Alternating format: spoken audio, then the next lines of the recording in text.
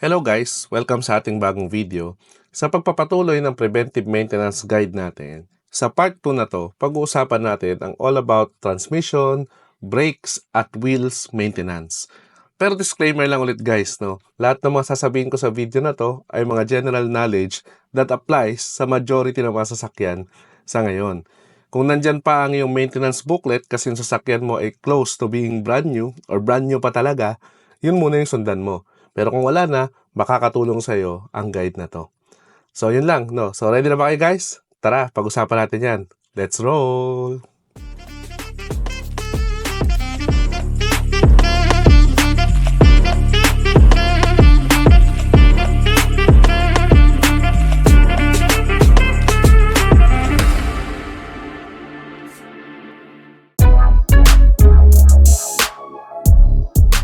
So number 1, para sa transmission components, ay ang automatic transmission fluid or gear oil din.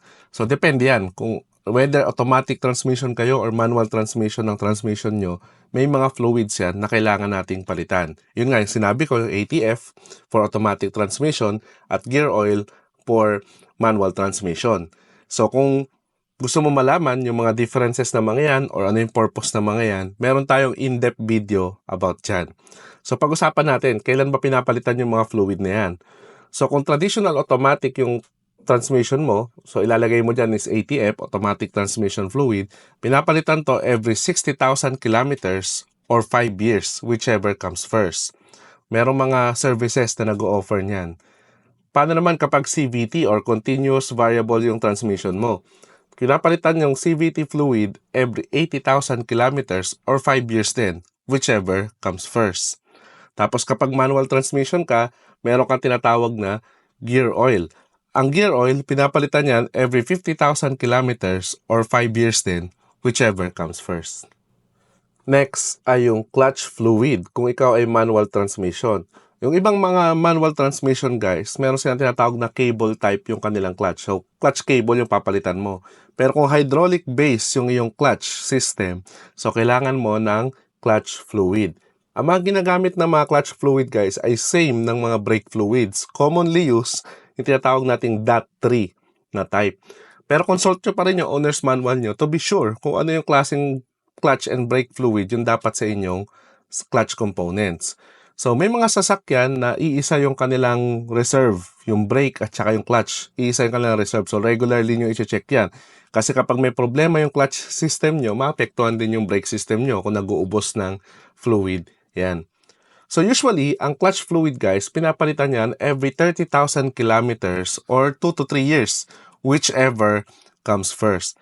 Pero take note guys, hindi dahil hindi nyo pa naaabot yun, hindi nyo na siya i-check. Every PMS from time to time, dapat sinecheck nyo pa rin yung quality ng fluid nito. So halimbawa, super dark na yung fluid ng inyong clutch fluid. So kahit hindi pa naaabot yung 30,000 kilometers, palitan nyo na yan. Kasi ibig sabihin wala nang efficiency yan sa mga hydraulic components ng inyong clutch system. Pwedeng masira yon. Kapag napansin nyo rin na nagbabawas yung inyong clutch fluid, meaning may leak na yung mga master or slave ninyo, no, kailangan na rin yan palitan. Kasi kapag naubos ang clutch fluid ninyo guys, hindi nyo yun makakambyo.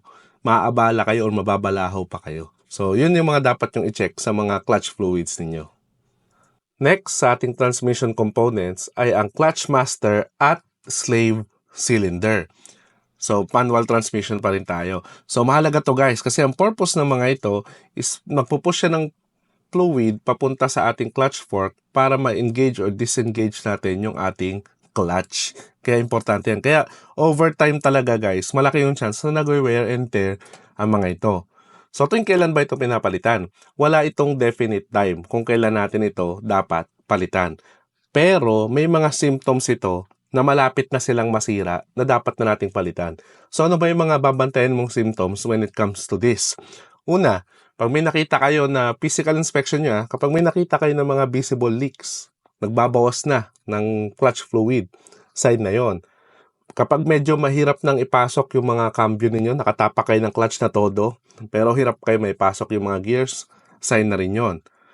Kapag sobrang konting bitaw na lang ng clutch ninyo, umaandar na yung sasakyan nyo or namamatayan kayo agad, sign na rin yon na palitin na yung mga ito. So kapag ka nakaka-experience na kayo ng mga ganong sign guys, to be safe, palitan nyo na agad yan. At make sure guys na may mga mekaniko kasi na nagsasuggest na repair kit lang daw ang palitan. Ibig sabihin yung mga nasa loob lang, wag na yung buong assembly. Wag na guys, based on experience, di yan tumatagal. Months lang itatagal yan, magpapalit na naman kayo. Kaya better yet, paglaanan nyo na ng budget na assembly, buong clutch master na at saka slave cylinder yung palitan ninyo para may peace of mind kayo at sure kayo na tatagal.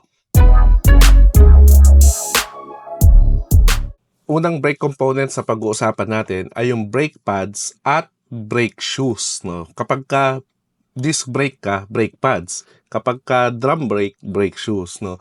So, importante din to kasi preno to. Nakadepende talaga dito yung safety ng ating sasakyan. So, yung mga ganito guys, yung mga brake pads at brake shoes, wala siyang definite time or kilometrahe kung kailan mo siya papalitan. Kasi nakadepende lahat yan sa driving habits mo. So kung preno ka ng preno, madiin ka lagi pong preno, mabilis siya mapupudpod. Pero kung di naman, sakto lang, di tatagal din siya. So it varies. Depende talaga sa driving habits mo. Pero make sure na every PMS nyo guys, i-check siya.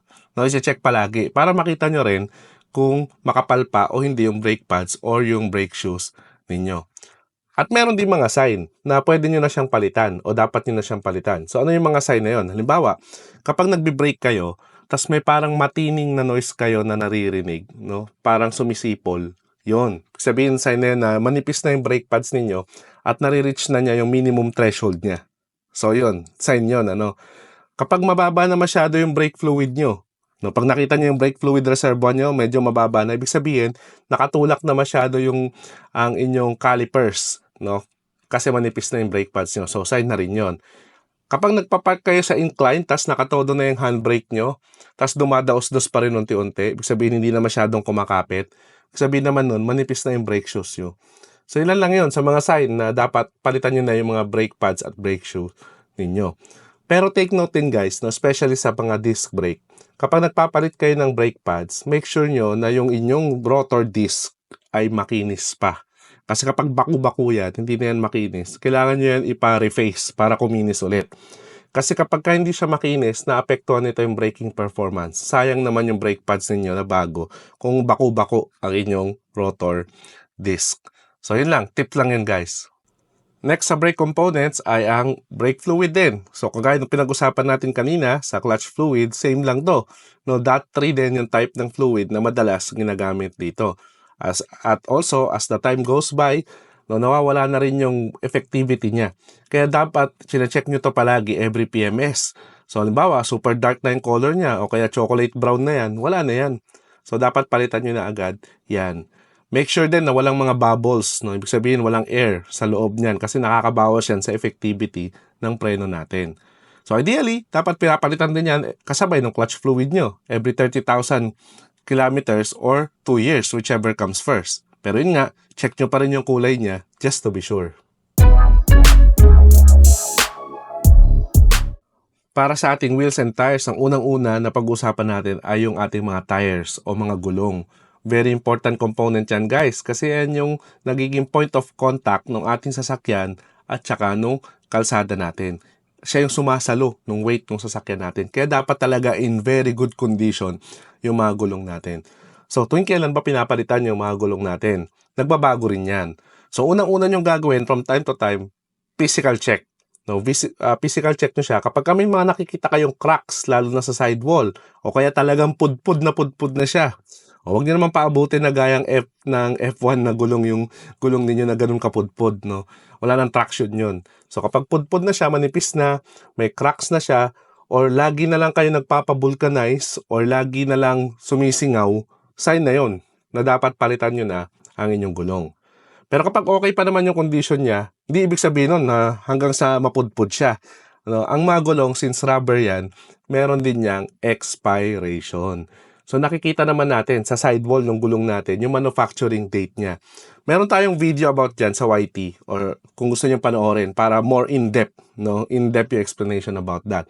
So check nyo yun. 5 years sa expiration niya. So pag nakita nyo doon sa manufacturing date niya na approaching 5 years na kayo, palitan nyo na kahit makapal pa yan.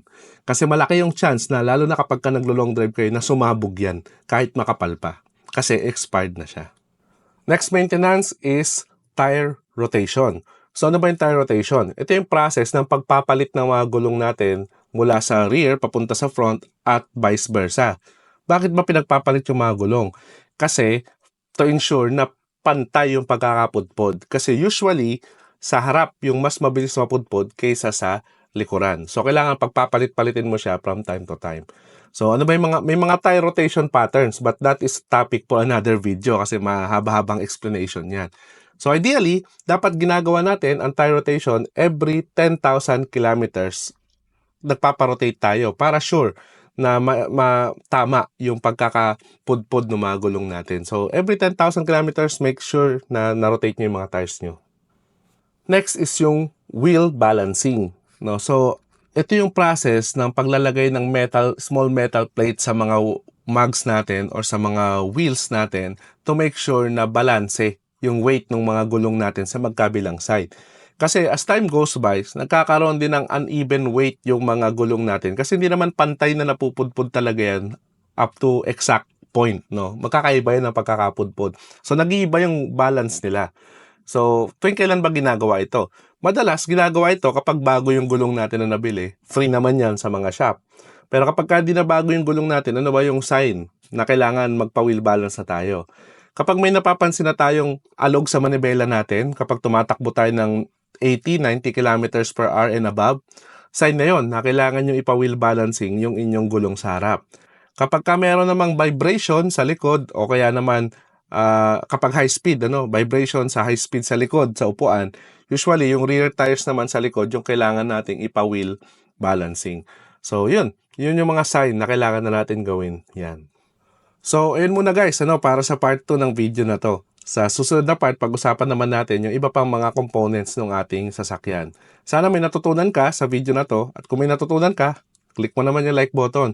At kung di ka pa nakasubscribe, click mo naman subscribe button at notification bell para updated ka palagi sa mga latest happenings sa ating channel. So till next videos guys, always remember, drive safe and enjoy!